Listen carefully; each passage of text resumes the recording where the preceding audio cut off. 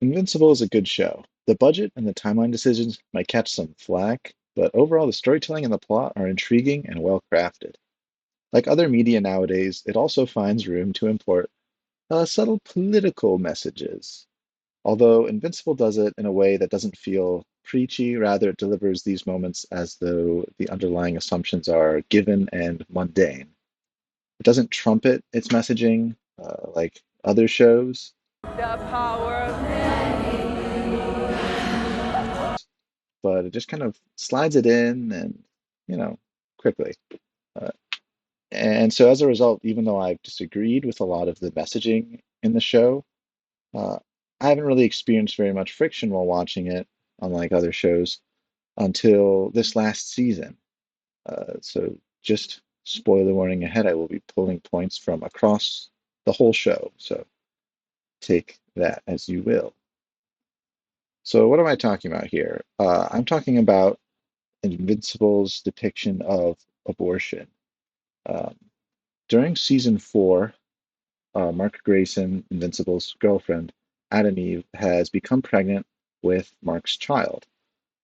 And she has a conversation with uh, another one of Mark's friends called William about where she discusses the child and her thoughts, and she reveals that she's thinking about aborting the child. The child is not a child that she wants. Uh, she says she might want children in the future, but right now is not the best time.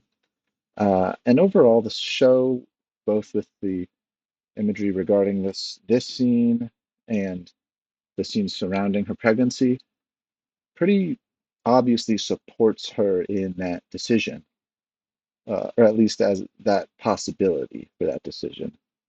So some examples, well, we're only pretty much shown sympathetic reasons to Eve's cause. For example, she's been strong and capable her whole life. I mean, she's super powered, but because she's having this baby, her superpowers aren't working, and we can see that she is very upset that she is now weak, and the audience kind of sees that and feels that as well in a few key fights. She's also very young. I think at the time of the show, she might not even be 21 yet. She might be 19 or 20, if I have that correct. And her support structure is very clearly not great. I mean, on the one hand, there is Mark's family and Mark's mom and Paul, but on the other hand, Eve's family is not really supportive of really any of the decisions that she's ever done in the show. And it can very easily be seen that she would feel very alone uh, in making this decision. The other thing that kind of contributes to the what I would call the pro-abortion messaging in Invincible is that no one is advocates for the child. Like I said, there's only been one scene, um, and in that scene, William sort of supports the child when he thinks that Eve is telling him this because she's excited. But when becomes clearly not the case, he instantly like flips sides and supports her in that other possibility. So he's not really, again, advocating for the child here. He's just advocating for Eve's choice. Uh, and definitely, this is a plot point that is going to be mentioned in the future, probably in the next episode, honestly. So I could be totally making this obsolete. But as of right now, the show seems to be pushing a pro choice message explicitly with its casual reference to abortion, the lack of objections, and basically the fact that it seems like the people would agree with Eve with whatever decision that she makes. And honestly, this was kind of out of all the other stuff that the show has kind of put in there that's more quote unquote modern, uh, I would say that this was kind of the most off putting for me because of how it clashes with the themes present in the show. Um, I think that there are a lot of themes in the show that don't really put the idea of choice as much as the idea of life, which we're going to see in a second. And I do kind of want to dive into these themes that I feel like back a more pro-life stance a lot more than they would back a pro-choice stance. So let's get into that. So what themes am I talking about here? Primarily, I'm talking about two pretty big ones.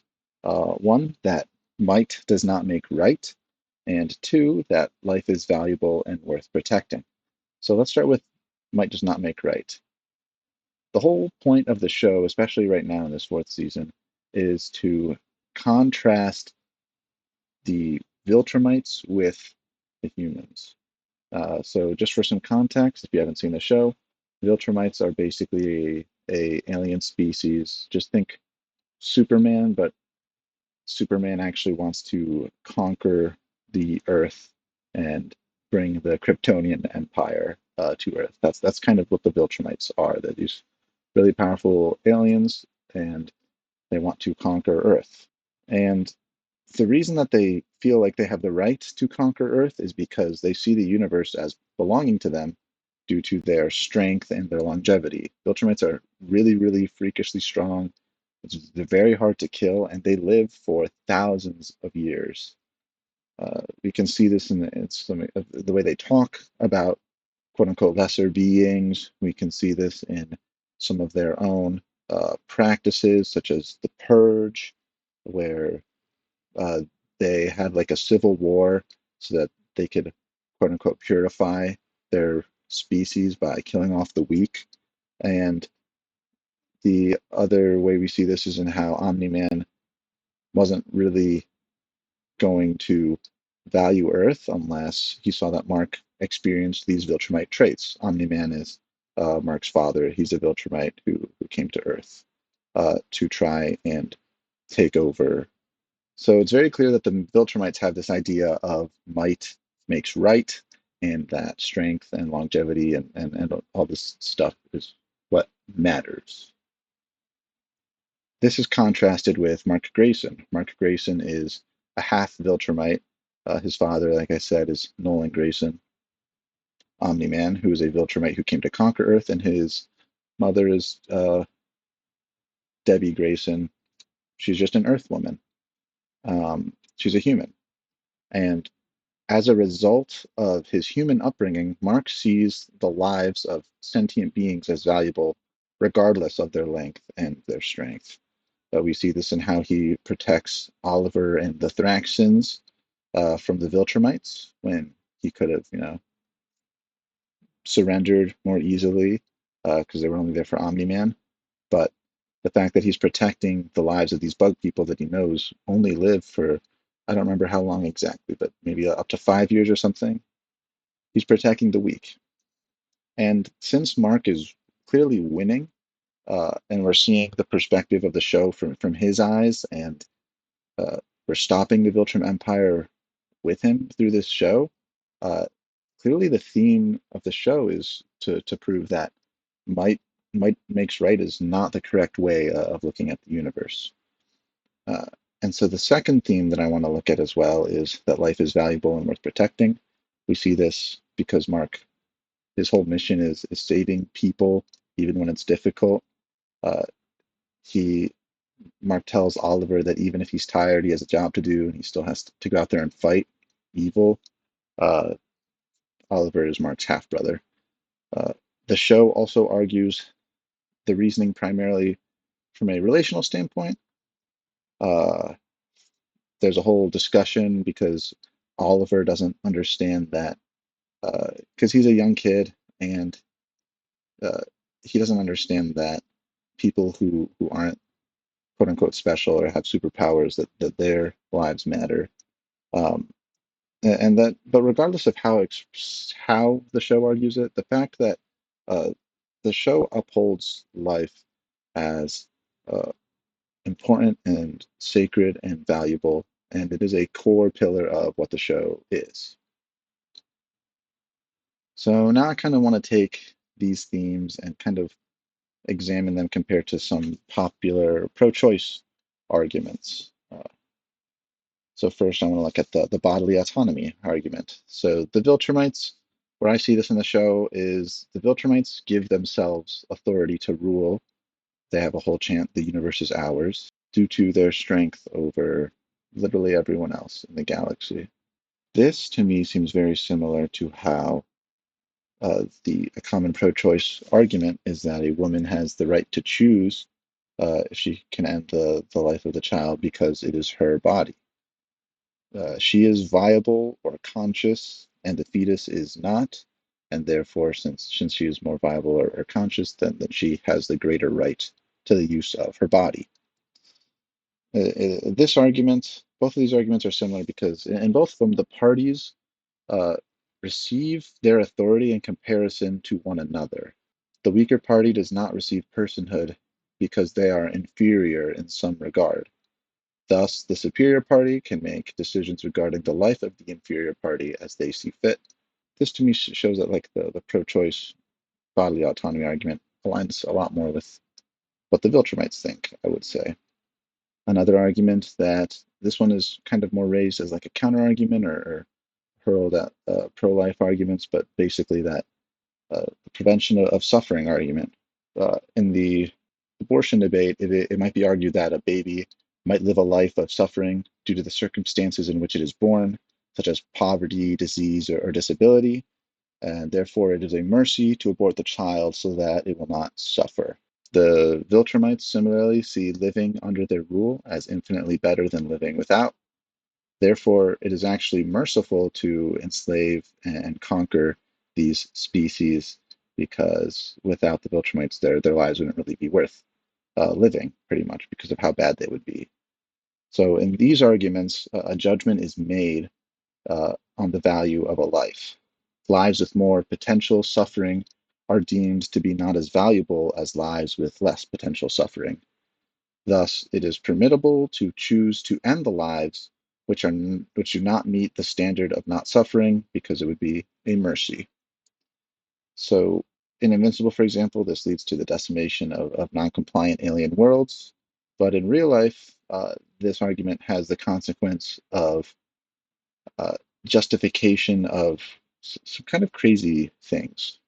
For example, in 2022, uh, almost one third of African American babies were aborted instead of born, with the CDC reporting that per 1,000 live births, there were 429 abortions among African Americans. Clearly, the Viltrumite line of reasoning with regards to suffering is very similar to the pro choice line of reasoning with regards to suffering.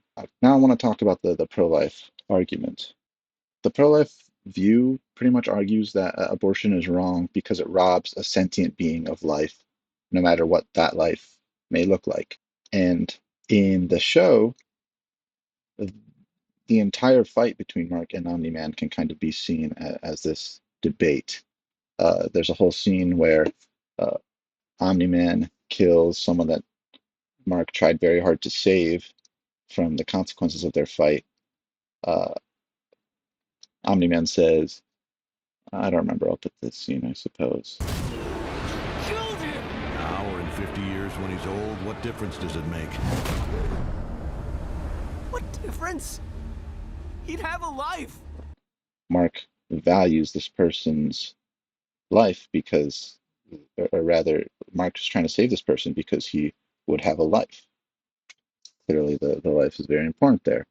Another case in this fight where he sees this, well, basically, the whole point of the fight is that Mark is refusing to join his father because Nolan says that the life of Debbie and other humans are worthless. And what were they doing with those fragile little lives anyway? You know in your heart I'm right. Right? How pathetic and pointless humanity is. Is Mom's life worthless? In the grand scheme of things. Yes. Nolan attempts to dehumanize the people of Earth because they do not possess a quality for him that denotes value, i.e., strength and longevity. Mark does not back down and even gets his father to leave from Earth in the single most impactful line of the show. You, Dad, I'd still have you. What will you have after 500 years? You, Dad. I still have you.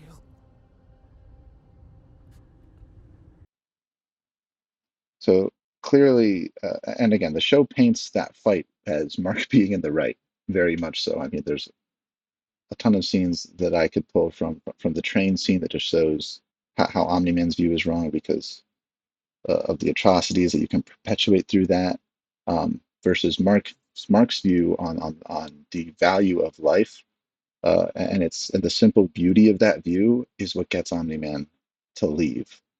But basically, both the pro-life argument and Mark's argument, under both arguments, life is seen as valuable because all lives are valuable. Taking lives, especially ones deemed insignificant or fragile, is wrong.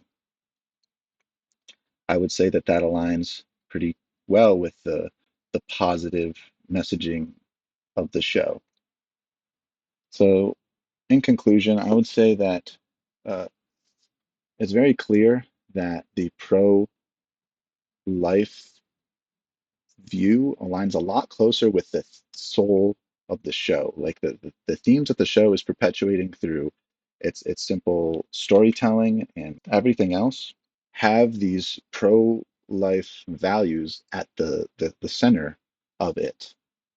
Um, and it shows just how hard it is to share like a pro-choice view or attitude, because even though we do have this one scene that is explicitly pro-choice, the whole rest of the show counteracts that narrative by basically painting a lot of the pro-choice arguments in this negative light by using the Viltrumites. Editing. The point of the video is to show that telling a pro-choice story is difficult and to reflect on why that might be.